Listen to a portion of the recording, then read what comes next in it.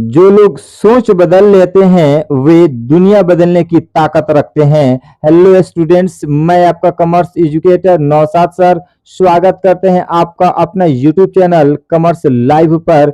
चलो पहचान बनाए।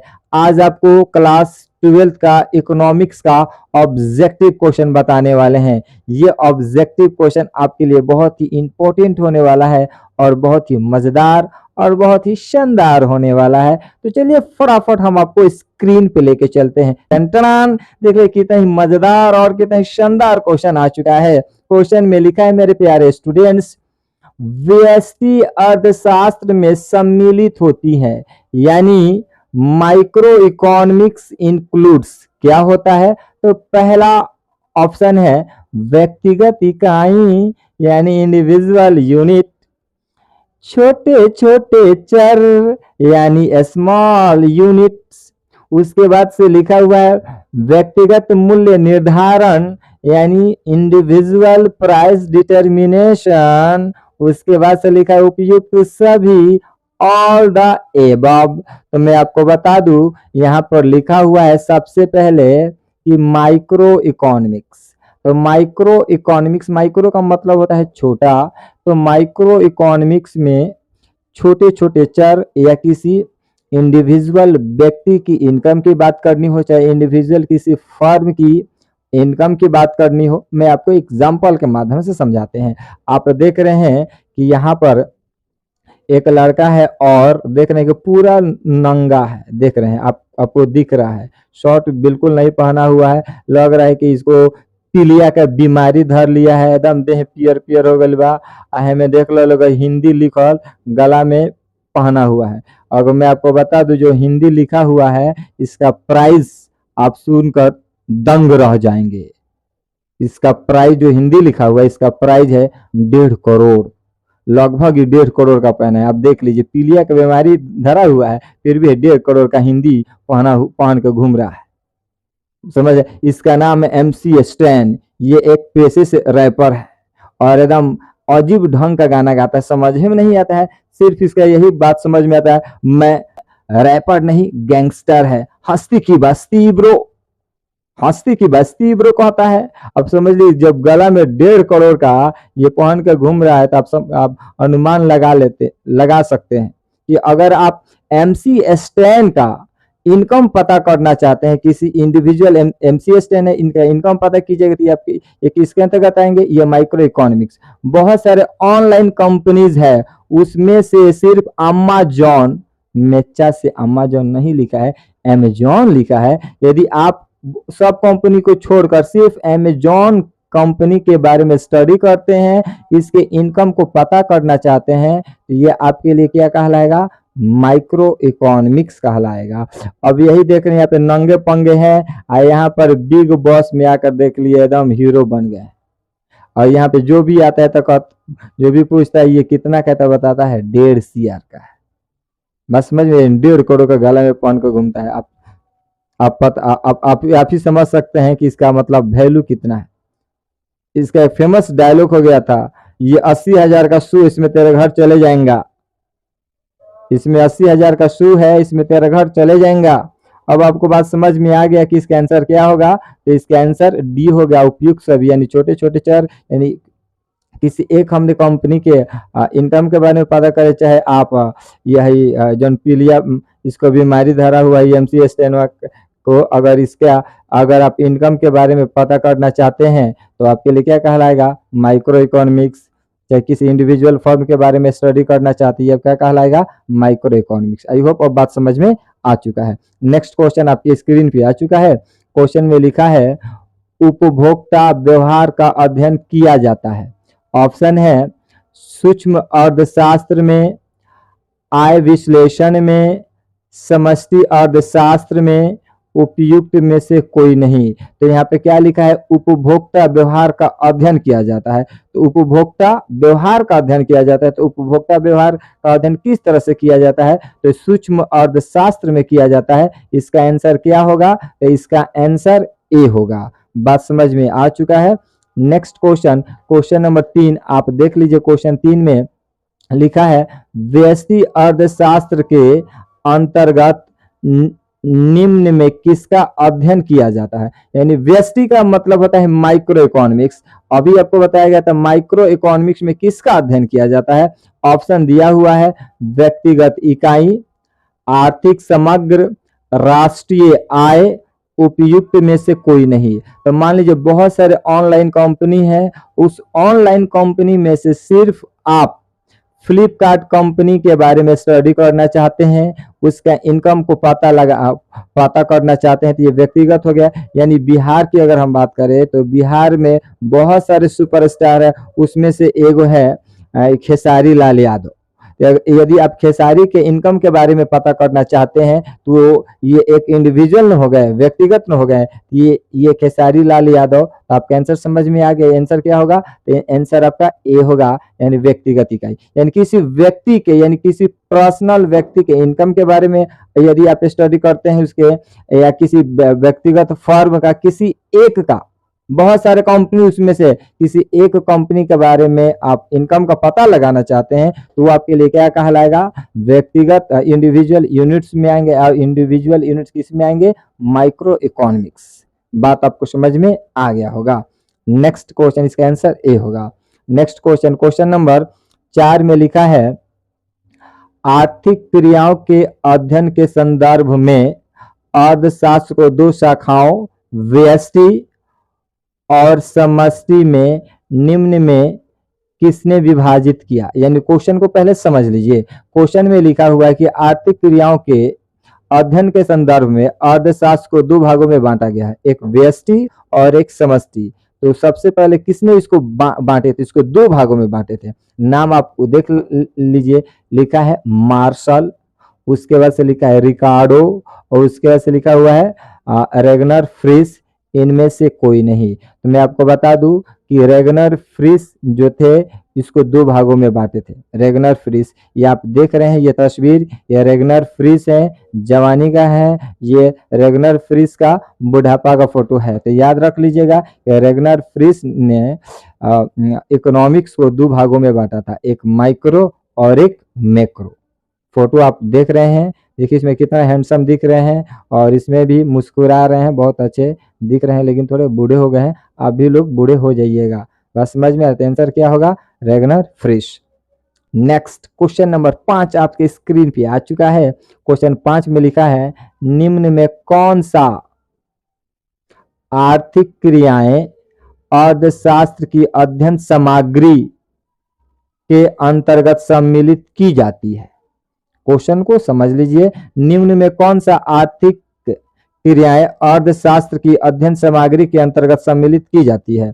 ऑप्शन है, पहला ऑप्शन है असीमित आवश्यकताओं से जुड़ी आर्थिक क्रियाएं, दूसरा ऑप्शन है सीमित साधनों से जुड़ी आर्थिक क्रियाएं, तीसरा ऑप्शन है अ और ब दोनों। तो आपको समझ में आ गया है कि आंसर क्या होगा, तो आंसर आपका सी होगा, अ और ब दोनों। पांचों का आंसर क्या होगा, तो पांचों का आंसर सी होगा। क्वेश्चन नंबर 6, क्वेश्चन 6 में लिखा है अर्थशास्त्र के जनक कौन थे। Who was the father of economics. अरे संभव, अर्थशास्त्र के जनक कौन थे सरकार। अर्थशास्त्र के जनक एडम स्मिथ थे। एडम स्मिथ कौन थे, तो एडम स्मिथ थे। बात समझ में आ गया ना। अरे ओ संभव, अर्थशास्त्र के जनक कौन थे सरदार। अर्थशास्त्र के जनक एडम स्मिथ थे। और मैं आपको बता दूं आपका आंसर सी होगा, यानी एडम स्मिथ। और ये एडम स्मिथ है, देखिए ये एडम स्मिथ स्टडी कर रहे हैं, ये भी एडम स्मिथ का फोटो है। और आपको बता दूं कि एडम स्मिथ का जन्म 5 जून 1723 में हुआ था, और इनकी मृत्यु 17 जुलाई 1790 ईस्वी में हुआ था। आप लोग याद रख लीजिएगा, ये भी क्वेश्चन आ सकता है कि एडम स्मिथ का जन्म कब हुआ था, तो 5 जून 1723 ईस्वी में, और इनकी मृत्यु कब हुई थी, तो 17 जुलाई 1790 ईस्वी में। क्लियर। यदि आप कंटिन्यूअस वीडियो देख रहे हैं तभी आपको बात समझ में आएगा। आप वीडियो को भगा भगा के बिल्कुल ना देखें। क्लियर। इस वीडियो को देखने से पहले वीडियो में एक डिस्क्रिप्शन में लिंक दिया गया है, उसमें ट्रिक बेसिस पे बहुत सारे ऑब्जेक्टिव क्वेश्चन समझाए हैं। पहले आप वो वीडियो देखिएगा, उसके बाद ये वीडियो देखिएगा तो और भी बेहतर ढंग से समझ में आ जाएगा। क्लियर। नेक्स्ट क्वेश्चन आपके स्क्रीन पे आ चुका है, क्वेश्चन नंबर 7। क्वेश्चन 7 में लिखा है सबसे पहले माइक्रो शब्द का प्रयोग करने वाले हैं। तो सबसे पहले माइक्रो शब्द का प्रयोग कौन करने वाले हैं? तो अभी आपको बताया गया था कि माइक्रो शब्द को दो भागों में बांटे थे। कौन बांटे थे? तो रेगनर फ्रिश नहीं बांटे थे, या रेगनर फ्रिश है, याद रख लीजिए। ये रेगनर फ्रिश, ये जवानी का फोटो है, ये बुढ़ापा का फोटो है। तो इसमें आंसर क्या दिया है 7वां का? डी। रेगनर फ्रिश ने ही माइक्रो इकोनॉमिक्स को दो भागों में बांटा था, माइक्रो और मैक्रो। सबसे पहले इन्हीं ने यूज किया था माइक्रो शब्द का प्रयोग। सबसे पहले रेगनर फ्रिश ने ही माइक्रो शब्द का यूज किया था। आंसर डी होगा, Ragnar Frisch. Question number 8। Question 8 में लिखा है किसके अनुसार अर्थशास्त्र मानव कल्याण का विज्ञान है? ओहो, किसके अनुसार अर्थशास्त्र मानव कल्याण का विज्ञान है? ऑप्शन है ए मार्स। ऑप्शन क्या लिखा है? देख लीजिए कितना खतरनाक लिखा है। 8वां का आंसर क्या लिखा है? A Mars. ये आपको जो फोटो दिख रहा है ये कौन है? तो मैं आपको बता दूं, ये ए मार्शल है। ए मार्शल। तो ए मार्शल जो है, ए मार्शल, यहाँ पे लॉस छूट चुका है। ए मार्शल, बात समझ में आ रहा है ना? ए मार्शल। ए मार्शल नहीं कहा था कि अर्थशास्त्र मानव कल्याण का विज्ञान है। ए मार्शल। तो आपका आंसर क्या होगा? तो आपका आंसर ए होगा, ए मार्शल। बात समझ में आ चुका। Next question, question number 9। 9 में लिखा है निम्नलिखित में कौन उत्पत्ति का साधन नहीं है? उत्पत्ति का साधन नहीं है। ऑप्शन है भूमि, भूमि भी है, श्रम भी है, मुद्रा, मुद्रा यानी ये मनी आपको दिख रहा है, मनी उत्पत्ति का साधन बिल्कुल नहीं है। तो आपका आंसर सी होगा, यानी 9 का आंसर सी होगा। बस समझ में आपको आ चुका है। उसके बाद से क्वेश्चन नंबर 10। देखिए 10 में लिखा हुआ है व्यष्टि अर्थशास्त्र में निम्न में से किसका अध्ययन किया जाता है? यानी व्यष्टि मतलब माइक्रो, यानी माइक्रो इकोनॉमिक्स में निम्न में से किसका अध्ययन किया जाता है? पहला ऑप्शन है व्यक्तिगत परिवार, ये आपको बता दिया गया है, सही है। दूसरा ऑप्शन है व्यक्तिगत फर्म, ये भी बात सही है। व्यक्तिगत उद्योग यानी इंडिविजुअल फर्म, यानी इनमें से सभी। मान लीजिए ये आपको ये शाहरुख खान का पूरे फैमिली का साथ में फोटो है। यदि आप शाहरुख खान के फैमिली के इनकम का पता करना चाहते हैं तो ये अर्थशास्त्र में किसके अंतर्गत आएंगे? तो ये माइक्रो इकोनॉमिक्स के अंतर्गत आएंगे। ऑनलाइन बहुत सारी कंपनी, उस कंपनी में से सिर्फ आप फ्लिपकार्ट कंपनी के इनकम के बारे में पता करना चाहते हैं तो ये व्यक्तिगत एक फर्म हो गया। बात समझ में आ गया। ये एक व्यक्तिगत परिवार आ गया। केवल शाहरुख खान की बात करते हैं तो ये व्यक्तिगत शाहरुख खान की बात करते हैं, शाहरुख खान चाहे शाहरुख खान के परिवार की बात करते हैं तो ये व्यक्तिगत परिवार में आ जाएंगे। या उद्योग की बात करते हैं तो ये इसी में आ जाएगा। बात समझ में आ गया। तो आपका आंसर क्या हो गया? अब आपको समझ में आ चुका है, इसका आंसर डी होगा, उपरोक्त सभी। बात समझ में आ चुका है। यदि वीडियो आपको अच्छा लगता है तो वीडियो को लाइक करें, जितना से ज्यादा हो सके आप वीडियो को शेयर करें। यदि आप चैनल पे अभी तक नए हैं तो फटाफट चैनल को सब्सक्राइब कर लीजिए, साथ में बेल आइकन भी दबा दीजिए ताकि जो भी लेटेस्ट वीडियो डाले सबसे पहले नोटिफिकेशन आपके पास पहुंचे। नेक्स्ट क्वेश्चन आपके स्क्रीन पे आ चुका है। क्वेश्चन में लिखा है निम्न में किस आधार स्तंभ पर आर्थिक समस्याओं का ढांचा खड़ा है? किस आधार स्तंभ पर आर्थिक समस्याओं का ढांचा खड़ा है? ऑप्शन है असीमित आवश्यकताएं, दूसरा ऑप्शन है सीमित साधन, तीसरा ऑप्शन है अ और ब दोनों, चौथा ऑप्शन उपयुक्त में से कोई भी नहीं। तो 11 का आंसर क्या होगा? तो साफ पता चल रहा है 11 का आंसर सी होगा, अ और ब दोनों। Question number 12। 12 में देखिए कितना अच्छा बात लिखा हुआ है। और अर्थव्यवस्था की केंद्रीय समस्याएं कौन सी है, यानी अर्थव्यवस्था की केंद्रीय समस्याएं कौन सी है। ऑप्शन है साधनों का आवंटन, साधनों का कुशलतम उपयोग, आर्थिक विकास, उपयुक्त सभी। तो आपको समझ में आ चुका है, इसका आंसर डी होगा, उपयुक्त सभी। मैं आपको ट्रिक बता दूं, यदि अगर आपको समझ में नहीं आ रहा है, लास्ट में आंसर ऑल ऑफ दीज है तो आप लोग ऑल ऑफ दीज पर ही टिक आउट लगाइएगा, यानी इनमें से सभी देता है तो उस पर ही टिक आउट लगाइएगा यदि जानकारी नहीं है तो। क्वेश्चन नंबर 13, क्वेश्चन 13 में लिखा है किस अर्थव्यवस्था में कीमत, ध्यान दीजिए यहाँ पे लिखा हुआ है कीमत तंत्र के आधार पर निर्णय लिए जाते हैं। ऑप्शन है समाजवादी, पूंजीवादी, मिश्रित, इनमें से कोई नहीं। तो ध्यान दीजिए कीमत का संबंध किससे है, तो कीमत का संबंध पूंजी से है, ये ट्रिक समझ लीजिए। तो आंसर क्या हो जाएगा, तो आपका आंसर बी होगा, पूंजीवादी। यानी क्वेश्चन में बोल रहा है कि किस अर्थव्यवस्था में कीमत तंत्र के आधार पर निर्णय लिए जाते हैं, तो पूंजीवादी के आधार पर ही कीमत, पूंजीवादी के आधार पर ही कीमत, पूंजीवादी के आधार पर ही कीमत तंत्र के आधार पर निर्णय लिए जाते हैं। क्वेश्चन नंबर 14 में लिखा हुआ है उत्पादन संभावना वक्र का ढाल गिरता है। उत्पादन संभावना वक्र का ढाल गिरता है, कहाँ गिरता है, आपके खेत में थोड़ी गिरता होगा, कहीं ना कहीं गिरता होगा। बाएं से दाएं कि दाएं से बाएं कि ऊपर से नीचे कि नीचे से ऊपर। तो 14 का आंसर सी होगा, ऊपर से नीचे। आंसर क्या होगा 14 का आंसर सी होगा, ऊपर से नीचे। क्वेश्चन नंबर 15 में लिखा हुआ है उत्पादन संभावना वक्र यानी production possibility curve is. Option है अक्ष की ओर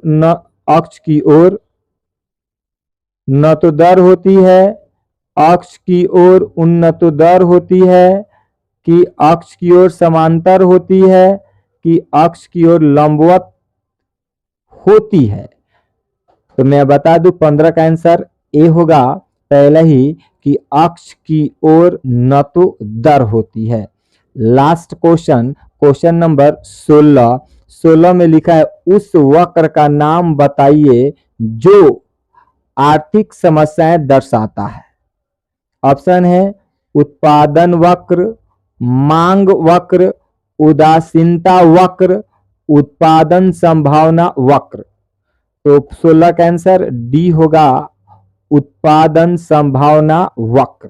बात समझ में आ चुका। मैं आपको बता दूं कि जो आप लोग को असाइनमेंट दिया गया था उस असाइनमेंट में पहला डे यानी फर्स्ट डे लिखा गया। तो उस असाइनमेंट में यदि आप लोग के पास असाइनमेंट नहीं है तो वीडियो के लिंक में पीडीएफ दिया गया है, आप वहां से जाकर डाउनलोड कर सकते हैं। जो भी क्वेश्चन बताया गया है उसमें सारा उसमें असाइनमेंट के रूप में मौजूद है, आप पीडीएफ दे दिया गया है, वहां से आप डाउनलोड कर सकते हैं।